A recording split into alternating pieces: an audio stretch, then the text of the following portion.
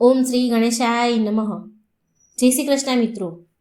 જે લોકો બહુ હેરાન પરેશાન રહે છે, બહુ ચિંતા કરે છે, જેનું મન સ્થિર નથી રહેતું, દુઃખી થયા કરે છે, અને ઘણા લોકોને તો જીવન જીવવાની ઈચ્છા પણ પતી ગયો છે અને મન મારીને જીવી રહ્યા હોય છે, તો આ વિડીયો મિત્રો જરૂર સાંભળજો.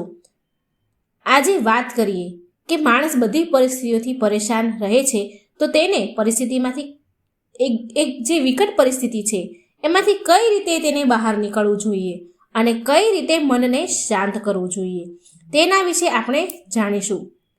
તો મિત્રો વિડીયોને અંત સુધી જરૂર જોજો. આ એક વાર્તાના માધ્યમથી આપણે સમજીશું. આ વાર્તા વર્ષો જૂની છે.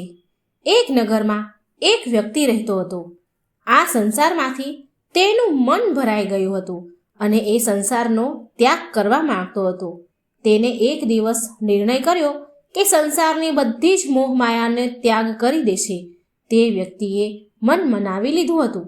તે વ્યક્તિએ સંન્યાસીનું જીવન જોયું હતું અને તેણે નક્કી કર્યું હતું કે તે એક સંન્યાસી બની જશે. તે પોતાનું ઘર છોડીને નજીક એક બૌદ્ધ ભિક્ષુકની પાસે ગયો અને કહે છે, મારે સંન્યાસી જીવન જીવવું છે. આ સંસારની મોહ માયાનો ત્યાગ કરવા માંગુ છું હું. આ વાત ઉપર બૌદ્ધ ભિક્ષુક સંન્યાસીને કહે છે કે તમે સાચે જ સંન્યાસીનું જીવન જીવવા માંગો છો? તે વ્યક્તિ બૌદ્ધ ભિક્ષુકને તેમના સવાલોના જવાબ આપે છે. જી હા, બિલકુલ, હું સંસારની બધી જ મોહ માયાને છોડવા માંગુ છું. આ બધી વાતો સાંભળીને બૌદ્ધ ભિક્ષુક કહે છે, ઠીક છે, પણ તારે મારી એક વાત માનવી પડશે. આ વાત ઉપર તે કહે છે કે હું તમારી બધી વાતો માનવા તૈયાર છું. અને બૌદ્ધ ભિક્ષુક કહે છે કે આજ પછી મને ક્યારેય મળવાનું નથી. તારે મને ક્યારેય મળવાનું નથી. તારી જરૂર હશે ત્યારે હું તને સામેથી બોલાવી લઈશ. અમારા આશ્રમમાં હજારો સંન્યાસીઓ રહે છે.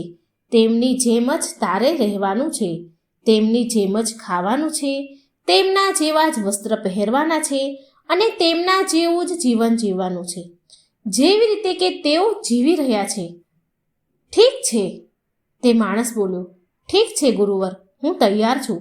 આટલું કહીને તે સંન્યાસી માણસ બૌદ્ધ ભિક્ષુકને પ્રણામ કરે છે અને ત્યાંથી આશ્રમની અંદર ચાલ્યો જાય છે.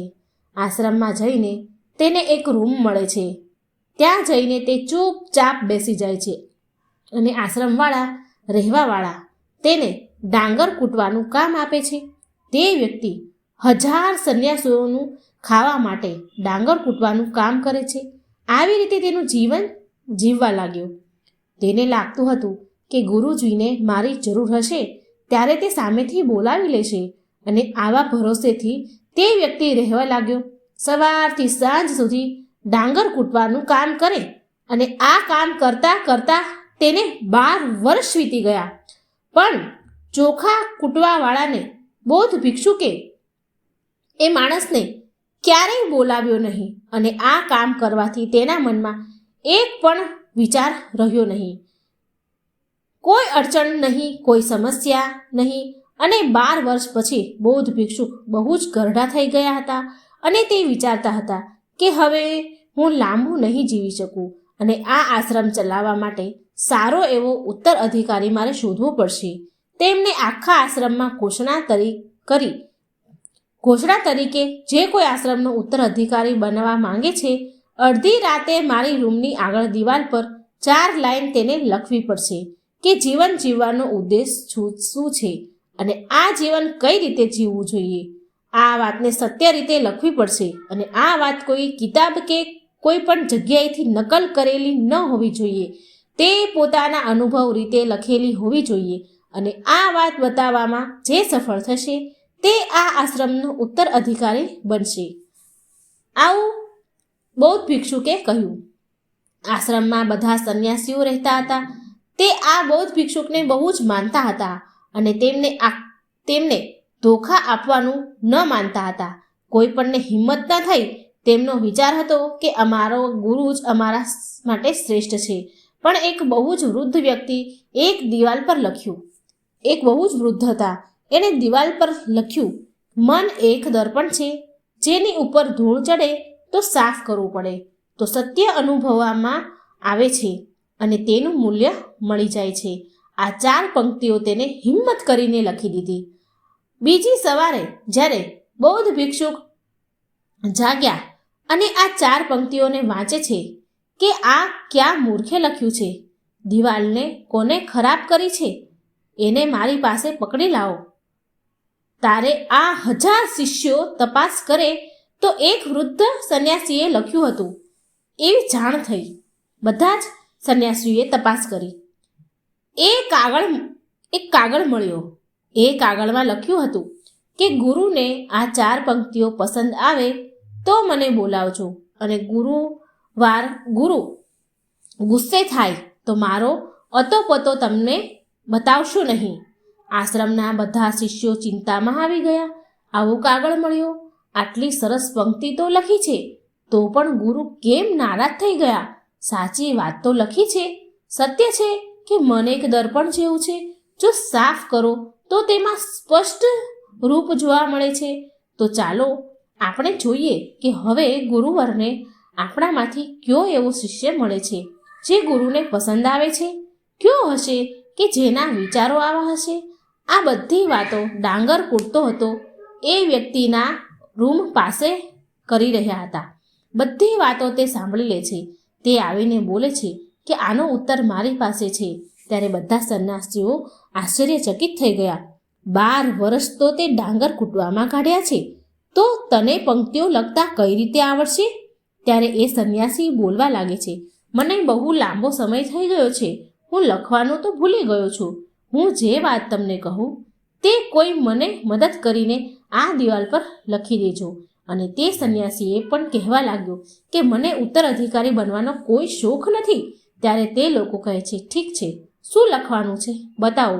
ડાંગર કૂટવાવાળો વ્યક્તિ બોલે છે કે હું કહું તે લખો, હું બોલું તે લખો. ના કોઈ દર્પણ, ના ધૂળ. આ વાતને જે લોકો સમજી જાય છે તે લોકો તરી જાય છે. આ વાત ગુરુદેવના કાનમાં પડી જાય છે અને અડધી રાતે ગુરુદેવે ડાંગર કૂટવાવાળા વ્યક્તિ પાસે આવે છે અને તેને કહે છે કે તું અહીંથી ચાલ્યો જા, નહીંતર આશ્રમમાં રહેવાવાળા 1000 સંન્યાસીઓ તને છોડશે નહીં. આ જોડી લઈ લે. ઉત્તર અધિકારી બનવા માંગે છે કે નથી માંગતો એ તારો પ્રશ્ન છે, પણ જે તે વાક્ય લખ્યા છે તે સત્ય છે અને તારા જીવનના અનુભવને દર્શાવે છે. અને હું મનોમન તને ઉત્તરાધિકારી માની લીધો છે મેં તને. અને આ વાતો 1000 સંન્યાસીઓ જોડે જશે ત્યારે તે તારાથી જલન થવા લાગશે, તારાથી બળવા લાગશે અને તને ઠેસ પહોંચાડશે. આ લોકો તને જોઈ શકશે નહીં. એક ડાંગર કૂટવાવાળો વ્યક્તિ ઉત્તરાધિકારી કેવી રીતે બની શકે? જેને કશું જ્ઞાન જ નથી અને કોઈ દિવસ શાસ્ત્ર ભણ્યો જ નથી, તે ઉત્તરાધિકારી કેવી રીતે બની શકે? તે ભલા કઈ રીતે સત્ય પ્રાપ્ત કરી શકે છે? આ બધા શાસ્ત્ર ભણેલાઓ માથું પછાડવા લાગશે. આટલા માટે તું અહીંથી ચાલ્યો જા, બીજી જગ્યાએ જઈને તારી દુનિયા બનાવ, ત્યાંના લોકોને જ્ઞાનથી ભરી દે. મહાત્મા બુદ્ધ પણ કહ્યું હતું કે તમારું મન શાંત થઈ જાય અને તમારી અંદર વિચાર આવે છે એ દિવસે તમને સત્યનો અનુભવ થઈ જશે અને સત્યનો અનુભવ કરશો અને આ જ્ઞાન આખા બ્રહ્માંડમાં બધાને આપજે. અને આ જ બુદ્ધત્વ જ્ઞાનનું પહેલું પગથિયું છે અને મનને શાંત કરવાનું બૌદ્ધ ગ્રંથોમાં બતાવ્યું છે.